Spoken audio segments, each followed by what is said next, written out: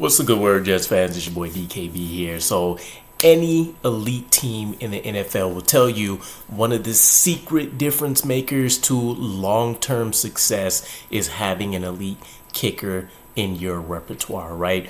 You take a look at the Ravens, for example, who have had Justin Tucker dominating the league for the better part of the last, 12, 15 plus years. Would they still be a great organization without him? Yes, but I can't name how many times. There's at least a good 6 examples off the top of my head where he won not only just critical games, but from a storyline perspective, huge games within the regular season, even if they weren't necessarily pivotal to the playoff results, right, in terms of seeding and different things of that nature. But he's been huge for them. The Jets have been able to rely on Greg Zuerlein for the last, season. Has it been 2 years already? Either way, he's been a very reliable component of the New York Jets roster up until this season. He's been struggling quite a bit, and looking at our 2-4 record hurts a lot, right? But you can make the argument, and while I don't want the blame to necessarily be on him for why our record is the way it is, we do have to recognize the fact that we could easily be 4-2 instead of 2-4 if he made some of the more routine kicks that we've been accustomed to seeing him make recently. So who knows what the struggle is, right? It seems like the general rule is you're going to go through, stretches within a season like this where your kicker just can't quite, catch a break. And whether it's, weather issues, whether it's you're seeing blocked kicks, timing issues when it comes to snapping and different things of that nature, it works itself out for the better ones, right? And I think that's the idea that we're rolling with here with Greg Zuerlein. But the New York Jets, while publicly saying that they are backing and have full support in Greg Zuerlein, we can't be dumb, right? We know how savage this league can be, and so the Jets recently worked out 3 kickers. There is an extremely interesting name in this bunch, Matt Coghlin, right? Matt Coghlin has spent the last 2 years between the USFL and the UFL. USFL team being the New Orleans Breakers, and the UFL team being the Memphis Showboats. This guy looks elite, right? One of the things that I will say is keep this name in mind, right? If we continue to see Greg Zuerlein, suffer and continue to go through the stretch, we might pull the plug pretty quickly on him. Right? Obviously, the leg strength, right? He's Greg Zuerlein for a reason. You could count on him once you got within, 55 yards or so to be able to boom something through the uprights and at least put up some semblance of points for the New York Jets, right? The race to 20, as Robert Saleh called it.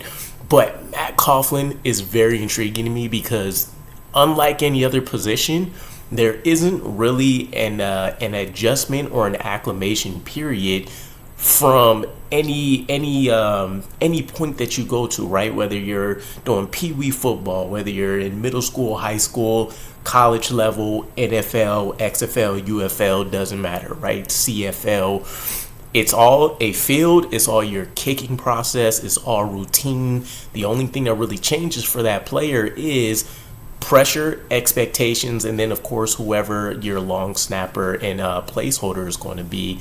And I couldn't tell you what all goes into that process, but obviously it's extremely important, right?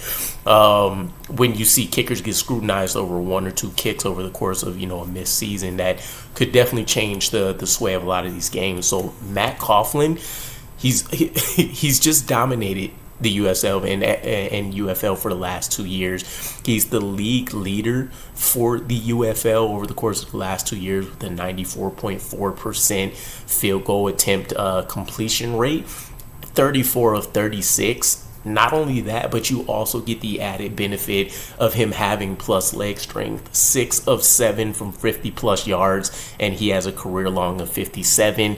He's also perfect on extra attempts, and as you guys can see the rest of the little infograph there, he's obviously extremely talented, and it looks like the Jets have done well trying to pick up from the UFL in terms of the talent pool, right? You had one of the all-pro guards in Cole Lavallo that's being stashed away. You could do well to get a lot younger with an elite kicker at the destinations that he's been in Coghlin here. So part of me would be, part of me is definitely against Greg the Leg, but this is a season where, as we've already seen, we're going to be extremely, is scrutinous a word? Scrutinizing anyways, and if there's a problem from a talent perspective, a consistency perspective, it looks like we're willing to make that change pretty immediately, right?